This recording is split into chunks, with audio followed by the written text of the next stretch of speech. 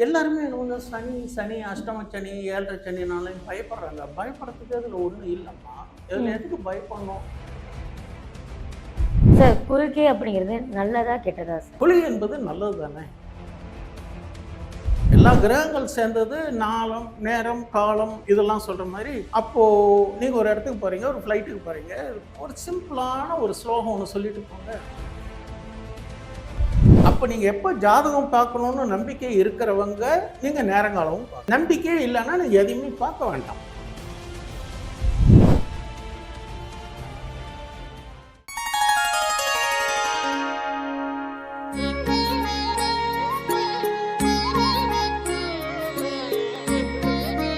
Sri Varahi TV நேயர்கள் எல்லாத்துக்கும் வணக்கம். இன்னைக்கு நம்ம கூட ஒரு சூப்பரான கெஸ்ட் தான் இருக்காங்க. வாஸ்து விஸ்வநாத் சார். சார்ட்ட நிறைய டவுட் இருக்கு. அதை நம்ம கேட்டு தெரிஞ்சுக்கலாம். சாரை வெல்கம் பண்ணிக்கலாம். வணக்கம் சார். வணக்கம். நற்றுணையாவது நமசிவாயமே. நீரின்றி அமையாது உலகு. சார் பொதுவா வந்துட்டு இந்த யமகண்டம், ராகு அதெல்லாம் வந்துட்டு சொல்லுவாங்க. அதெல்லாம் நாங்க எல்லாருமே இந்த காலத்துல இருக்கவங்க ஃபாலோ பண்றாங்க. எல்லாம் மனசுக்குள்ள ஒரு பயம் இருக்கும். பயம். என்னதான் நம்ம வந்து ட்ரெண்டா மாறினாலும் ஒரு பயங்கள் இருக்கு. ராகுல பண்ணக்கூடாது, யமகண்டத்துல பண்ணக்கூடாது இந்த அப்படின்னு. ஆனா அப்ப வந்துட்டு இந்த குளிகை அப்படிங்கிற ஒரு விஷயத்த சொல்லியிருந்தாங்கன்னா, அந்த ஒரு நேரத்தையும் காலத்தையும் நாங்க எல்லாரும் ஃபாலோ பண்ணியிருப்போம்ல அப்படின்னு சொல்லிட்டு இந்த காலத்துக்கு எல்லாத்துக்கும் தோணுதானே சார்? ஏன் எல்லாமே அது சொல்லாம இருக்காங்க அந்த குளிகைங்கிற விஷயத்த? எப்பவுமே பயப்படுத்துறதுல முக்கியத்துவம் என்னன்னு கேட்டிங்கன்னா, அந்த காலத்துல பாடலே ஒண்ணு இருக்கு. வேப்ப மர உச்சியில் நின்னு பேய் ஒண்ணு ஆடுதுன்னு. பேய்ங்கிறதெல்லாம் யாரும் பார்த்ததில்ல. அப்படி சொன்னா தான் அந்த குழந்தைகள் அந்த பக்கம் போகாது. ஏன்னா, அந்த குழந்தைகள் வந்து வெய்ய நேரத்துல போயிட்டு விளையாடினா, அதுக்கு சில சிரமங்கள் வருங்கிறதுனால தான் என்ன பண்றாங்கன்னு கேட்டீங்கன்னாக்கா, அப்படி ஒரு சொல்லி பயப்படுத்துறது. "அங்க போகாத, பேய் இருக்கு. இங்க போனா வந்து" இந்த மாரி பயப்படுத்துறாங்க. அப்போ வந்து ராகுகாலம், யமகண்டம் அப்படிங்கிறது என்னன்னு கேட்டீங்கன்னாக்கா, அது வந்து ஒரு துர்பலன்கள கொடுக்கக்கூடிய நேரம் அப்படிங்கிறனால, அதுல நம்ம முன்னெச்சரிக்கையா இருக்கணும். அப்படிங்கிற ஒரு பாதுகாப்புக்காக சொல்றாங்களே தவிர, அது பயப்படுத்துறதுக்காக சொல்லல. அதே மாரி குழிய ஏன் சொல்றதில்ல அப்படின்னு கேட்டீங்கன்னா, குழிய யாரும் ஃபோக்கஸ் பண்ணல. ஆனா குழியில வரக்கூடிய விஷயங்கள் நெறையா இருக்கு. அதனால இனி வருங்காலத்துல இந்த மாரி குளிகை அப்படிங்கிறது ஒண்ணு இருக்குங்கிறத இது மூலமாவது தெரியாதவங்க தெரிஞ்சுக்கிட்டும். தெரிந்தவர்களுக்கு பத்தி பிரச்சனை இல்ல. அப்ப அதுங்க என்ன செய்யணும்னு கேட்டீங்கன்னா, நல்ல ஒரு பணம் சேமிப்பு, கல்வி மேம்படுத்துதல் இது மாரி நிகழ்ச்சிகள் செய்யலாம். நான் இப்ப சொன்ன மாரி செவ்வாய்க்கிழமை குளிய நேரத்துல நீங்க ஒரு பேங்க் அக்கவுண்ட் ஓப்பன் பண்ணுங்க. எஸ்பி அக்கவுண்ட் ஓப்பன் பண்ணுங்க. இல்ல ஏதோ ஒரு பிசினஸ் ஸ்டார்ட் பண்ணுங்க. ஒரு உதாரணத்துக்காக சொன்னேன் நான். ஒவ்வொரு நாளும் ஒவ்வொரு குளிகை இருக்கு. ஒவ்வொரு நாளுக்கும் தகுந்த மாரி அதனுடைய கிரக அமைப்புக்கு தகுந்த மாரி மாறக்கூடியது. எல்லா நாளுக்கும் எல்லாமும் சூட் ஆகாது. அதனால இப்போ ஒரு குரு ஹோரைன்னு சொல்லிட்டோம்னா, குரு ஹோரை எல்லா நாளும் தான் வரும். ஆனா, அது எந்த குறிப்பிட்ட நாள்ல இருக்கோ, அப்பதான் நாம செய்ய முடியும். அது மாரி குளிகைக்கு செய்ய வேண்டிய பலன்கள் நெறையா இருக்கு. அதனால குளிகையை இனிமேல் ஃபாலோ பண்ணலாமே! அப்படிங்கிறது என்னுடைய ஒரு கருத்து. இதன் மூலமா தெரிவிச்சுக்கிறோம். சார் குறுக்கே அப்படிங்கிறது நல்லதா? கெட்டதா சார்? குளிகை என்பது நல்லது தானே! நல்ல நிகழ்ச்சிகளுக்கு பயன்படுத்துறது தான் குளிகை. எப்படி நீங்க ராகு காலம், யமகண்டம் வந்து நீங்க அது வந்து அசுப நேரம்னு சொல்றீங்க இல்லையா? அப்ப அசுபம்னு தான் ஒண்ணு சுபம்னு இருக்கு இல்லையா? இது சுபமா இருக்கு. இது வெளிச்சத்துக்கு தெரியல. அதுக்கு நம்ம ஃபோக்கஸ் பண்றோம். ராகு காலத்தில போகக்கூடாது. அப்ப ராகு காலத்துக்கு ஆஃபீஸ் போகாம இருப்பீங்களா? ராகு காலத்துக்கு ட்ரெயினுக்கு போகாம இருப்பீங்களா?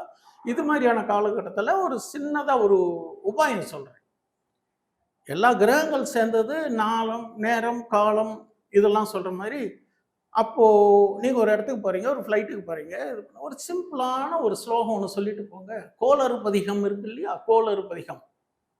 "வேயுறு தோழி பங்கன் விடமுண்ட கண்டன் மிக நல்ல வீணை தடவின்னு" ஆரம்பிக்கும் அந்த ஸ்லோகம். சின்ன ஒரு ஒரு 1 நிமிஷம் தான். அத அப்படி சொல்லிக்கிட்டே வண்டிய ஸ்டார்ட் பண்ணுங்க. அத சொல்லிக்கிட்டே பேக் எடுக்குங்கோ. அத சொல்லிக்கிட்டு நீங்க ஃப்ளைட் ஏறுங்கோ, ட்ரெயினுக்கு போங்கோ. அப்போ உங்களுக்கு ராகு காலமாவது, யமகண்டமாவது எல்லாம் அப்பன் சிவன் பார்த்துப்பாரு. கிரகங்கள் உங்களுக்கு சாதகமா இருக்கும். அதுல எல்லா கிரகங்களும் வரும். "அடியார் வர்க்கும் மிழவேன்னு" முடியும் அது. அந்த ஸ்லோகம் நல்லபடியா அத நீங்க யூஸ் பண்ணிக்கோங்க. அதுக்காக தவிர்க்கணுன்றது இல்ல. சில அன்அவாய்டபிள் சர்க்கம்ஸ்டன்சஸ்ல அந்த நேரத்துலயும் செய்யணும். அந்த காலத்துலலாம் சூளம்னு கேலண்டர்ல போட்டிருக்கும். அந்த நேரத்துல அந்த திசையில போகக்கூடாதுன்னா, அதுக்கு ஒரு பரிகாரம் இருக்கும். வெல்லம் சாப்பிட்டு போங்க, பால் சாப்பிட்டு போங்கன்னு பரிகாரமும் அதுல எழுதியிருக்கும் அதுல. "சூளம் வடக்கு" அப்படின்னு போட்டு கீழ ஒரு பொருள் எழுதியிருக்கும். எல்லாத்துக்குமே அத நான் ஆரம்பத்திலே சொன்ன மாரி, எல்லாத்துக்குமே ஒரு தீர்வு இருக்கு. நம்ம தீர்வு வந்து முக்கியத்துவம் குடுக்கறதில்ல. அதுதான் நம்மளுடைய கவனக்குறைவு. தெரிஞ்சுக்காத ஒரு காரணம். Okay sir. ஸோ இப்ப நெறைய பேரு நீங்க சொன்ன மாரி இந்த நேரங்காலம் அப்படிங்கிற ஒரு விஷயம் வந்து பார்க்காம நெறைய விஷயங்கள் பண்ணிட்டு இருக்காங்கல்ல சார். என்னோட கேள்வி என்னன்னா, நேரங்காலம் பார்க்கறத தவிர, நேரங்காலம் ஏன் பார்க்கணும்னு நான் கேட்கிறேன் சார்? கண்டிப்பாங்க பார்க்கணும். ம். இப்போ ஒவ்வொரு மனிதருக்கும் ஒரு கேரக்டர் இருக்கு. இப்போ எனக்கு ஒரு கேரக்டர் இருக்கு, அவருக்கு ஒரு கேரக்டர் இருக்கு, உங்களுக்கு ஒரு கேரக்டர். அதே மாதிரி கிரக அமைப்புன்னு ஒன்று இருக்கு. சரி, அப்போ நீங்க எப்போ ஜாதகம் பார்க்கணும்னு நம்பிக்கை இருக்கிறவங்க நீங்க நேரங்காலமும் பார்க்கணும். நம்பிக்கையே இல்லைன்னா நீங்க எதையுமே பார்க்க வேண்டாம். ம். காட் இஸ் கிரேட், படைச்சவன் பார்த்து பாருன்னு போகும். நீங்க எப்போ நம்ப ஆரம்பிச்சிட்டீங்களோ அப்போ நேரங்காலம் பார்த்து தானே ஆகணும். ஒண்ணுக்கு பார்க்க வேண்டியது, ஒண்ணுக்கு பார்க்காம விட வேண்டியது, அப்படிலாம் இருக்கக்கூடாது. அதுக்காக எல்லாத்தையும் போட்டு குழப்பிக்கவும் கூடாது. ம். உங்களுக்கு இன்னைக்கு மீடியால பார்த்தீங்கன்னா, ஒவ்வொருத்தரும் ஒரு கருத்துக்களை சொல்லுவாங்க. ஒருத்தர் வந்து எண்கணிதம் சொல்லுவாங்க, ஒருத்தர் வந்து ஜாதக பத்தி சொல்லுவாங்க, சில பேர் ஹோரை பத்தி பேசுவாங்க. இந்த மாதிரி பலவேறு விஷயங்கள் சொல்லுவாங்க. நம்ம எல்லாத்தையும் நடைமுறையில ஃபாலோ பண்ண முடியாது. ஆனா உங்களுக்குன்னு ஒண்ணு தேர்ந்தெடுங்கோ. நான் ஹோரை பார்த்து தான் என்னுடைய செயல்கள் இருக்கும்னா, அதுக்கான ஹோரைகள் என்ன சுப ஹோரைகள்ல செய்யுங்கோ. இல்ல சார் நான் ராகு காலம், யமகண்டம், குளிகை பார்ப்பேன்னா, குளிகை நேரத்துல நல்லது செய்யுங்கோ. இல்ல பட்சி ஜோதிடம் பார்ப்பேன் அப்படின்னா, அந்த பட்சியினுடைய அமைப்பு அதுக்கு தகுந்த பலன் இருக்கு, அதை பாருங்கோ. இதுவும் இல்லையா, இல்லை சார் நான் எனக்கு இதெல்லாம் தூக்கி போட்டுருங்க சார், நான் கௌரி பஞ்சாங்கத்தை தான் நம்புவேன் அப்படின்னா, கௌரி பஞ்சாங்கத்தில் எது தனம்னு இருக்குது போட்டாலும் அந்த இடத்துல போய் ஒரு வியாபாரம் ஆரம்பிங்கோ. அமிர்தம் இந்த மாதிரி நிறையா இருக்குது. உங்களுக்கு ஒன்றை பார்த்துக்கோங்க. எல்லாத்தையும் போட்டு குழப்பிக்க வேண்டாம். ஒரு உடம்பு முடியலன்னா ஒரு சிகிச்சை தான் மேற்கொள்ளணும். ஒன்றா அலோபதி, இல்லைன்னா ஹோமியோபதி.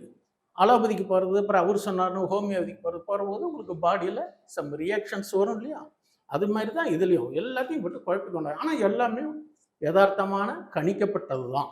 உங்களுக்கு எது சௌரியமோ நடைமுறை வாழ்க்கையில் பின்பற்ற முடியுமோ அதை எடுத்துக்கோங்க. ஒரு பணம் போடனாலும் சரி, ஒரு பங்கு வர்த்தகம் செய்யணும் சரி. நான்லாம் ஒரு பங்கு வர்த்தகத்தில் நான் ஒரு ட்ரேடருங்கிற முறையில் சொல்கிறேன். நான் எல்லா நேரத்திலும் போய் ட்ரேடிங் பண்ண மாட்டேன். எனக்குன்னு சில நேரம் வச்சுருப்பேன். அந்த நேரத்தில் என்ட்ரி ஆவேன், எக்ஸிட் ஆவேன். எனக்கு லாஸுக்கு வாய்ப்புகள் குறைவு, ஆனால் கேபிட்டலை பார்த்துக்கணும். அப்போ நீங்கள் எல்லா நேரத்துலையும் போய் பண்ண வேண்டியது நேரங்காலம் பார்க்காம பண்ணிட்டா பொருள் இழப்பு யாருக்கு? பார்க்காதனுடைய விளைவுகள் தானே. அது மாதிரி எல்லா நேரங்காலத்தையும் பார்க்கணுங்கிறதும் ஒரு யதார்த்தமான கருத்து. Okay sir. இப்போ ஒருத்தவங்களோட நீங்க சொன்னீங்க விதவிதமா நேரம் அது யாரோ சொல்லி ஏதோ விதமா நீங்க நேரத்தை பாருங்க அப்படின்னு சொல்லியிருந்தீங்க. கடவுள் நம்பிக்கை இருக்கிறவங்க மட்டும் தானே நேரம் பார்த்துட்டு இருக்காங்க. நம்பிக்கை இல்லாதவங்க ஏன் பார்க்கணும் அப்படின்னு ஒரு கேள்வி இருக்குல்ல. அதுக்கு என்ன சார் சொல்லுவீங்க? நம்பிக்கை இல்லாதவங்களை பற்றி நம்ம எதுவுமே திணிக்க வேண்டாம். அது அவங்கவுங்களுடைய சொந்த விருப்பம் தானே. நம்பிக்கை இருக்கிறவங்க இதில் நிறையா விஷயங்கள் இருக்குது. இதில் எல்லாத்தையும் போட்டு குழப்பிக்க வேண்டாம். ஏதோ ஒரு சாராம்சத்தை எடுத்து அதை முறையாக கடைப்பிடிக்கலாம் அப்படிங்கிறது தான். இல்லைங்கிறவங்க சிம்பிளாக இல்லைன்ட்டு போகலாம். பட் இருக்குன்னு சொல்கிறவங்க நிறையா ப்ரூஃப் கொடுக்கணும் இல்லையா? அது மாதிரி இருக்குங்கிற போது அதுக்கு உண்டான பலன்கள் இருக்குது. இல்லைங்கிறவங்களை பற்றி நான் பிரச்சனை பேச்சு சப்ஜெக்டுக்கே வேண்டாம். Okay sir. சார் இதில் ஒரு முக்கியமான ஒரு கேள்வி என்ன அப்படின்னா, இப்போ நான் ஒரு வேளை வந்துட்டு எனக்கு கடவுள் நம்பிக்கை இல்லை, ஆனால் நான் வந்து யூனிவர்ஸ் சம்திங் வேற ஏதோ ஒரு விஷயத்த நம்புறேன். அதுலேயுமே வந்துட்டு குட் டைம் பேட் டைம் அப்படிங்கிற ஒரு விஷயம் வந்து இருக்கா? இல்லை நான் உருவாக்குறதா குட் டைமா சார் யூனிவர்ஸுக்கு? யூனிவர்ஸில் காஸ்மிக் நிறையா கிரகங்கள் இருக்குது. சூரியன், சந்திரன் உங்களுக்கு எல்லாம் தெரியும். ஒவ்வொன்றுக்கும் ஒவ்வொரு பவர் இருக்குது. நான் வந்து ஆன்மீக அடிப்படையில் போகல, நான் வந்து அஸ்ட்ராலஜிக்கல் பேசுகிறேன். அப்போது நீங்கள் ஒவ்வொரு கிரகங்களுக்கும் ஒவ்வொரு சாராம்சங்கள் இருக்குது, ஒவ்வொன்றுக்கும் ஒரு தனித்துவம் இருக்குது. அப்போ அதில் நீங்கள் உங்களுடைய ஜனனகால ஜாதகப்படி தசாபுத்தி இதெல்லாம் பார்த்துட்டு அந்த கால்குலேஷன் பண்ணி இப்போ என்ன உங்களுக்கு என்ன கிரகத்தினுடைய பலன் இருக்குது. இப்போ திடீர்னு அஷ்டம சனி அப்படின்றாங்கன்னு வச்சுக்கோங்களேன். எல்லாருமே என்ன சனி சனி அஷ்டம சனி 7.5 சனினாலையும் பயப்படுறாங்க. பயப்படுறதுக்கு அதில் ஒன்றும் இல்லைம்மா. இதில் எதுக்கு பயப்படணும்? எந்த கிரகங்களும் எந்த கடவுளுமே நமக்கு நல்லது செய்யறதுக்கு தான் இருக்குது. நீங்கள் சனி கிரகம் அப்படின்னு பார்த்தீங்கன்னாக்கா இரும்பு சம்மந்தப்பட்டது 8. சில பேர் 8 நம்பரையே தொடமாட்டாங்க. அவங்க ஜனனகால ஜாதகப்படி பார்க்குற போது சில பேருக்கு 8 சூட் ஆகும். அப்போ இதெல்லாம் நீங்கள் தெரிஞ்சால் தானே நீங்கள் அப்ளை பண்ண முடியும். எதுவுமே தெரியாமல் நான் எனக்கு அது வேணும், அவங்க பாருங்கள் அவங்க காரு பங்களாவோடு இருக்காங்க, அவங்க சௌரியமாக இருக்காங்க, நான் மட்டும் இப்படி இருக்கேன், நானும் இந்த பூலோகத்தில் இப்படி இருக்கனேன்னு சொல்லிவிட்டு வருத்தப்படுறத விட அதுக்கு உண்டான ரெமடிஸை பார்க்குறது தானே நல்லது. நம்ம ரெமடிஸை பார்க்க மாட்டோம், அடுத்தவங்களை மட்டும் நம்ம கமெண்ட்ஸ் பேசிட்டு அவங்க சௌரியத்தை பற்றி பேசிகிட்டு இருக்கோம். ஏன் நம்ம சௌரியமாக இருக்க முடியாது? உங்களுக்கு தெரிஞ்ச அஸ்ட்ராலஜர் கொடுத்து உங்கள் ஜாதகத்தை கொடுத்தேன்னா அவங்க என்ன பார்க்கணும், என்ன தெய்வத்தை வழிபடணும், நீங்கள் என்ன மாதிரி பிஸ்னஸ் செய்யணும் எல்லாமே சொல்கிறாங்க இல்லையா? அதை நம்ம பார்க்க தவறிடுறோம். அப்போ நம்பிக்கை இல்லைங்கிறது வேற. நம்ம சப்ஜெக்டே இது நம்புறவங்களுக்கான சப்ஜெக்ட் தான் நம்ம பேசிட்டு இருக்கோம். நன்றி சார். நன்றி.